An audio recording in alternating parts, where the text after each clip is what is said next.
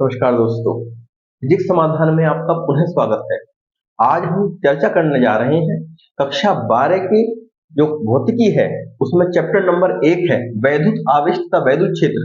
इसके lecture number 7 coulomb के नियम पर हम चर्चा करने जा रहे हैं, जो कि यूपी बोर्ड के दृष्टिकोण से भी महत्वपूर्ण है और अन्य विभिन्न कॉम्पिटिटिव एग्जाम्स में भी इसके आपको क्वेश्चंस देखने को मिलते भी है।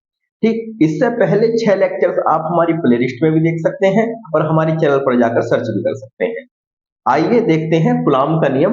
देखिए, हम जानते हैं कि दुनिया में जितने भी पदार्थ हैं उनका एक गुण होता है कि वो बल लगाते हैं। कोई भी पदार्थ जो है दुनिया में वो दो तरीके से बल लगा सकता है। पहले उसके अंदर जो क्वालिटी है, जिसका गुण है बल लगाने का, वो है द्रव्यमान। हमने जैसे पिछली कक्षा में चर्चा भी की थी, हमने पिछली कक्षा में पढ़ा भी है कि जो अगर द्रव्यमान है किसी वस्तु में तो वो दूसरे द्रव्यमान को अपनी ओर आकर्षित करता है। यदि दो द्रव्यमान m1 और m2 हो और ये स्मॉल r दूरी पर रखे हो तो ये दोनों द्रव्यमान एक दूसरे पर बल लगाते हैं। इसे गुरुत्वाकर्षण बल कहते हैं। और न्यूटन ने इसके बारे में बताया कि ये दोनों जो बल हैं, ये दोनों जो इनके बीच लगने वाला जो गुरुत्वाकर्षण बल है वो दोनों के द्रव्यमानों के गुणनफल के समानुपाती होता है और इनकी बीच की दूरी के वर्ग के व्युत्क्रमानुपाती होता है। तो ये हमने कक्षा 11 में पढ़ा है। बिल्कुल इसी पर बेस हमारे पास कूलाम का नियम आता है। अगर हम दो वस्तुओं को आपस में रब कर दें, आपस में रगड़ दें, तो इन वस्तुओं पर आवेश आ जाता है। और आपको पता है जो दूसरा गुण है पदार्थ के भीतर वो है आवेश, जो बल लगाता है। जैसे इनके बीच लगने वाला जो बल है वो गुरुत्वाकर्षण बल है, इसी तरीके से अगर आवेश, अगर इन मान लीजिए इन दोनों कोणों को हमने आपस में रब किया और इनके बीच इन पर आने वाला जो आवेश है, एक वस्तु पर Q1 आवेश आ गया और दूसरी वस्तु पर Q2 आवेश आ गया और इन्हें हमने पुनः स्मॉल r दूरी पर ही रख दिया। तो दोनों दोनों जो ये कण है, दोनों जो वस्तुएं हैं, ये अब आवेश के कारण एक दूसरे पर बल लगाएंगी और ये बल है वैद्युत बल। तो इस बल के बारे में जो कूलाम है, कूलाम बताते हैं कि इन वस्तुओं के बीच ये बल लगेगा कितना। कूलाम का कहना है कि इनके बीच जो लगने वाला जो बल होता है, जैसे Q1 Q2 आवेश रखे हुए हैं, अगर आप Q1 को देखिए, अगर आप Q1 को 2 गुना कर दें तो बल भी 2 गुना हो जाता है। अगर आप दोनों आवेश हल्के लेंगे, दोनों आवेश छोटे लेंगे तो बल भी कम होगा और दोनों आवेश बड़े होंगे तो बल भी ज्यादा लगेगा। तो इन्होंने अपने एक्सपेरिमेंट से देखा कि जैसे इसके पास एक छोटा सा हम देखते हैं कि इसके पास 2 कूलाम आवेश है और इसके पास भी 2 कूलाम आवेश है। तो हमने देखा कि इनके बीच जो बल लग रहा है, इनके बीच लगने वाला बल है 2 दूनी 4। अच्छा, एक क्वेश्चन ये भी हो सकता है, सर 2 + 2 भी तो 4 होते हैं। बिल्कुल हो सकते हैं, हो सकता है 2 + 2 हो रहा हो इनके बीच बल, क्या पता Q1 + Q2 पर निर्भर करते हो। इन्होंने क्या करा, एक बल को इन्होंने एक आवेश को 3 गुलाम कर दिया। तो अगर ये Q1 + Q2 होता तो बल का मान कितना आना चाहिए, 5। लेकिन इन्होंने जब एक्सपेरिमेंट करा और इन्होंने देखा कि जो बल हो गया वो 6 हो गया। तो ये केवल तभी पॉसिबल है कि जो लगने वाला बल है वो इन दोनों के गुणनफल के समानुपाती हो। तो ये एक दूसरे पर बल लगाते हैं और जो बल होता है वो दोनों आवेशों के गुणनफल के समानुपाती होता है। और जैसा आप देख रहे हैं कि इनके बीच की दूरी को अगर आप 2 गुना कर दें, पहले ये 1 सेंटीमीटर दूरी पर रखे थे, अगर हम इसे 4 सेंटीमीटर दूरी पर कर दें तो इसके बीच लगने वाला बल 16 गुना कम हो जाता है। इसका मतलब स्क्वायर के व्युत्क्रमानुपाती होता है बल। तो यहाँ आप क्या लिख देंगे, 1/r²। बात आती है इस बल की दिशा की, क्योंकि बल है, बल सदिश राशि होता है, तो हमें दिशा निकालनी बहुत जरूरी है जिसकी ये दिशा किधर को होती है। देखिए, अगर दोनों बल ये प्लस के हैं, ये दोनों आवेश प्लस के हैं, तो ये वाला इस पर जो बल लगाएगा ये इधर को बल लगाएगा और ये वाला बल जो लगाएगा ये इस पर इधर को बल लगाएगा। और अगर दोनों माइनस के हैं तब भी बल इसी प्रकार लगेगा। लेकिन अगर एक आवेश प्लस का है और दूसरा आवेश हम ले लें माइनस का, तो जो बल लगेगा, अब की बार जो बल लगेगा ये बल किस तरीके से लगेगा, यानी आप दोनों ही केसेस में देख रहे हैं कि जो लगने वाला बल है वो जो ये दूरी है, इन्हें मिलाने वाली जो लाइन है, दोनों आवेशों को मिलाने वाली लाइन ठीक है, ये दोनों आवेशों को मिलाने वाली लाइन पर ही बल आ रहा है। प्रतिकर्षण का है तो इस लाइन पर बाहर को आ जाता है, और आकर्षण का है तो इसी लाइन पर, जो इन्हें मिलाने वाली लाइन है, यानी जो इन्हें मिलाने वाली रेखा जो है, जो दूरी आर है, इसके ही अनुदिश बल आ जाता है। तो अगर हम इसे सदिश रूप में भी देना चाहें तो हम इसकी दिशा आर कैप से डिनोट कर सकते हैं। तो अब क्या लिख सकते हैं? तो नियम हमारे पास क्या बनता है? नियम ये बनता है, जब बिंदु आवेश होते हैं, इनके बीच लगने वाला जो बल होता है वो दोनों आवेशों के गुणनफल के समानुपाती और इनकी बीच की दूरी के वर्ग के व्युत्क्रमानुपाती होता है। तो इसकी डेफिनेशन लिख लेते हैं, आ जाइए।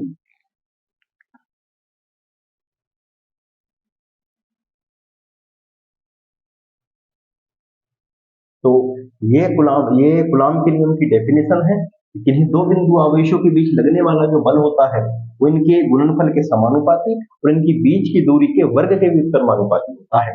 जब हम इसे समानुपाती को बराबर बदलते हैं तो एक नियतांक c आ जाएगा और बाकी q1 q2 upon r square.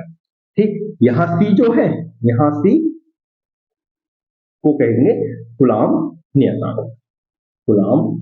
ठीक, अब इस वाले नियम में जो कुलाम का नियम है और जो गुरुत्वाकर्षण नियम है, इन दोनों नियम में एक अंतर है कि जो कुलाम का नियम है, जो गुरुत्वाकर्षण नियम है, वो दोनों द्रव्यमानों के बीच के माध्यम पर डिपेंड नहीं करता, लेकिन जो कुलाम का नियम है वो दोनों आवेशों के बीच जो माध्यम है इस पर डिपेंड करता है।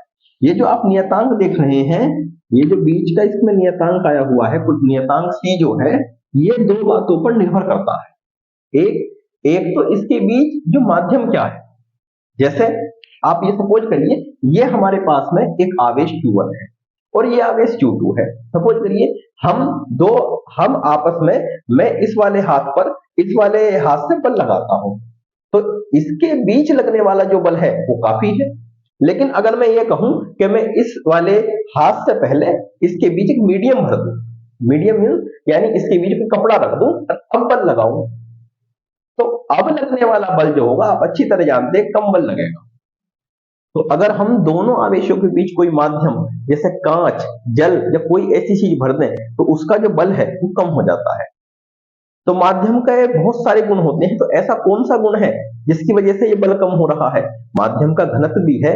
हमने देखा कि दोनों आवेशों के बीच जो हमने माध्यम भरा हुआ है उसका हमने घनत्व बढ़ा दिया, लेकिन लगने वाले बल पर कोई प्रभाव नहीं पड़ा।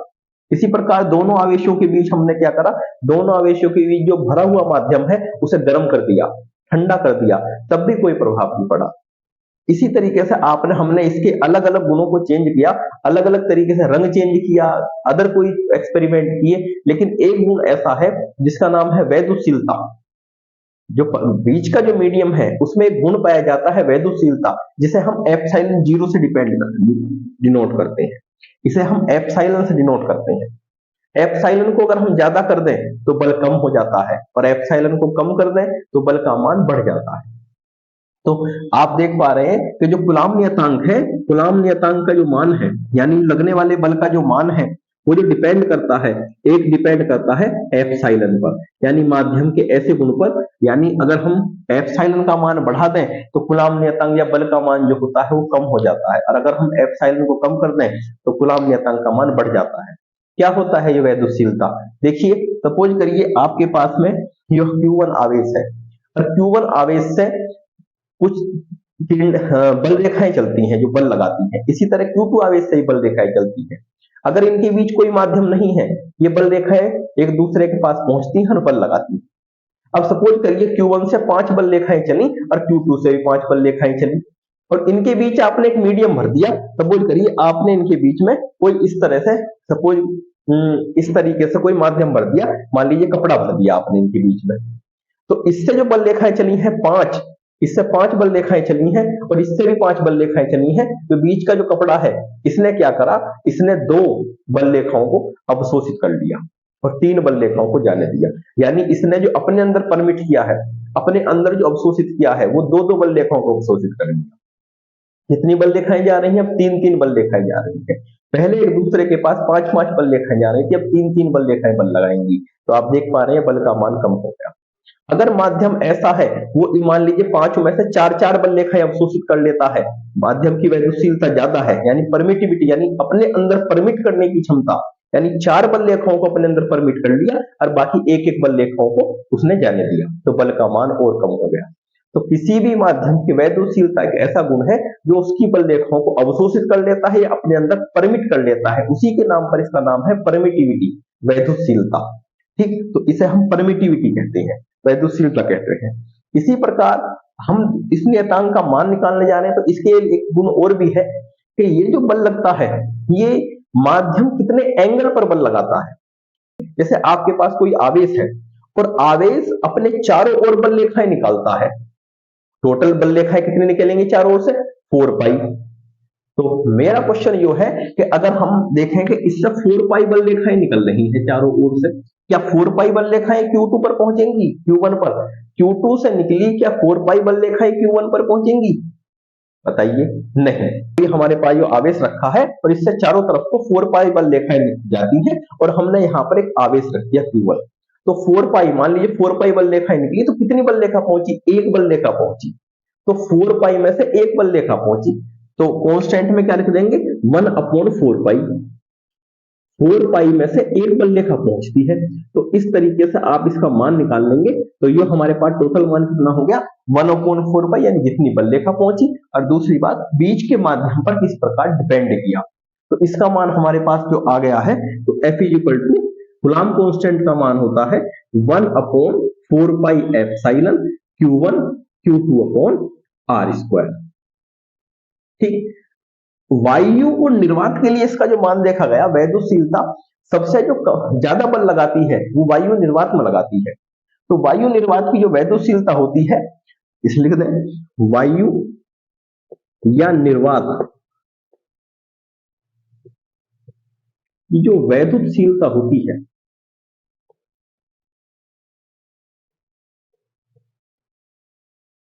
8.85 गुना 10 की पावर माइनस के 12, 8.85 गुना 10 की पावर माइनस 12, और मात्रक हो जाएगा, देखिए इसे, ये एप्सिलॉन इधर ले लेंगे, इसे इधर ले लेंगे, तो Q1 ये आ गया कूलम्ब स्क्वायर बटे न्यूटन मीटर स्क्वायर। तो ये इसका मान होता है, ये इसका मान है।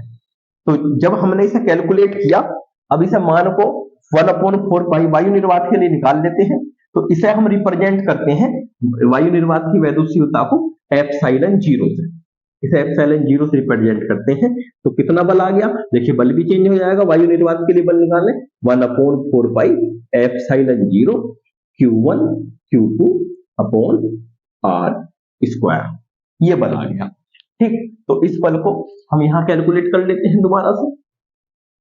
देखिए अब हम मान निकाल लेते हैं, तो 1/4 पाई एप्सिलॉन 0 का मान कितना निकलेगा, 1/4 पाई एप्सिलॉन 0 मान भरेंगे, ये कितना मान आ जाएगा, 4 पाई का मान 3.14 और ये 8.85 10 की पावर माइनस के 12 करेंगे, ये आ जाएगा 9 गुना 10 की पावर 9, और ये कितना आ जाएगा, समीकरण नंबर 1 डाल देते हैं इस पर, ये आ जाएगा इतने न्यूटन मीटर स्क्वायर बटे कूलम्ब स्क्वायर।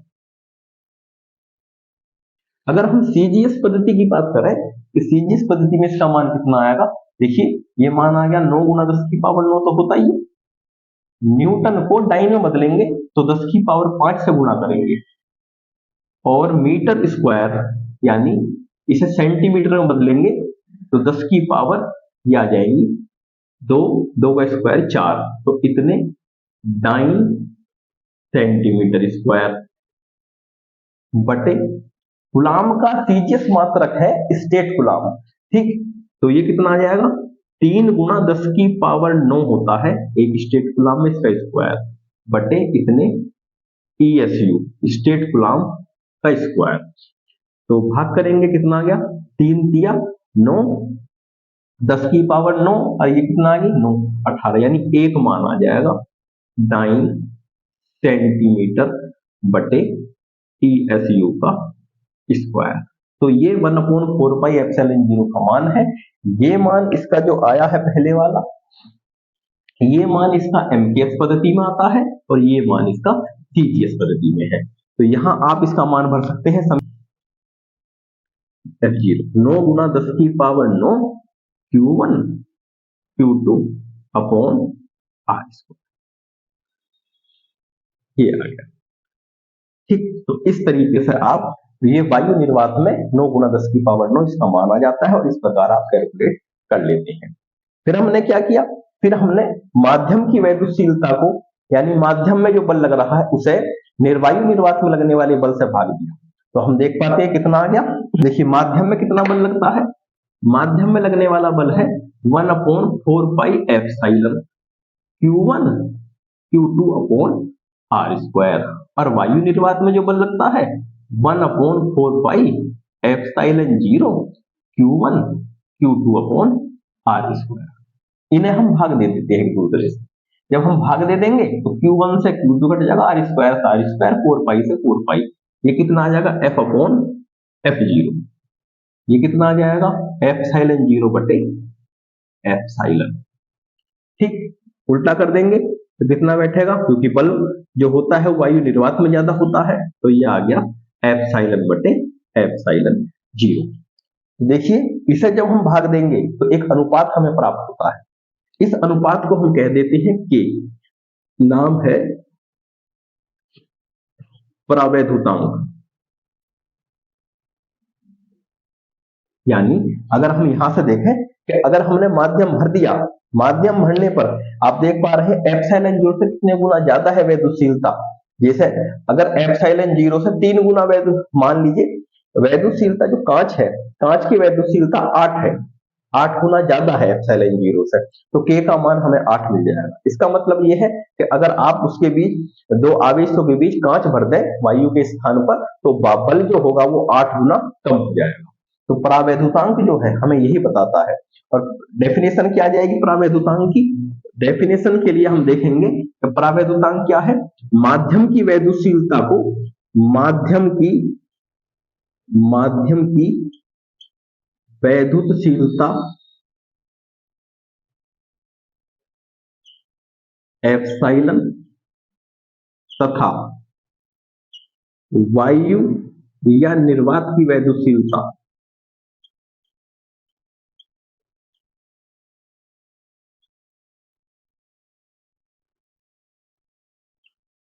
एप्सिलॉन 0 के अनुपात को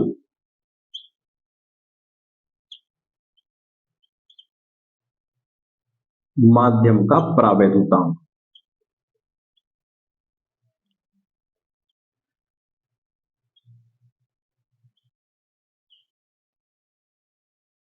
के कहते हैं।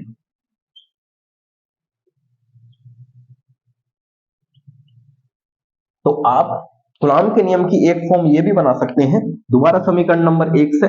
जैसे आप यहां से मान निकाल सकते हैं, ये मान कितना आ जाएगा K का, अगर हम एप्सिलॉन का मान निकालें तो जैसे 1/4 पाई, और एप्सिलॉन की जगह मान आ जाएगा epsilon 0 K into Q1 Q2 upon R square. इससे ये फायदा है कि 1/4 पाई एप्सिलॉन 0 का मान हम निकाल चुके हैं, और ये मान कितना आता है 9 गुना 10 की पावर 9 बटे K Q1 Q2 upon R square. तो इस वाले सूत्र से आप डायरेक्ट न्यूमेरिकल हल कर पाएंगे, आपको बार बार कैलकुलेशन 8.85 भर के कैलकुलेशन करने की आवश्यकता नहीं पड़ेगी। क्योंकि कूलॉम के नियम का आप जितने भी आप सूत्र देख रहे हैं, इससे बहुत सारे सवाल आपको इसमें देखने को मिलेंगे। जो बल होता है, जितने गुना परावैद्युतांक, जितने माध्यम का परावैद्युतांक आप भरेंगे उतने ही गुना बल कम हो जाता है, ठीक, उतनी ही ज्यादा वैद्युतशीलता ज्यादा होती है। इन सूत्रों से आप बहुत सारे न्यूमेरिकल हल कर पाएंगे और हम आगे हल भी करेंगे। ठीक, अगर आपको कोई समस्या हो कूलॉम के नियम में तो आप हमें कमेंट करके बताएं, आपको उसका आंसर दिया जाएगा। ठीक, अगले लेक्चर में हम कूलॉम के नियम का सदिश रूप इसका व्याख्या करेंगे, इस पर चर्चा करेंगे। धन्यवाद।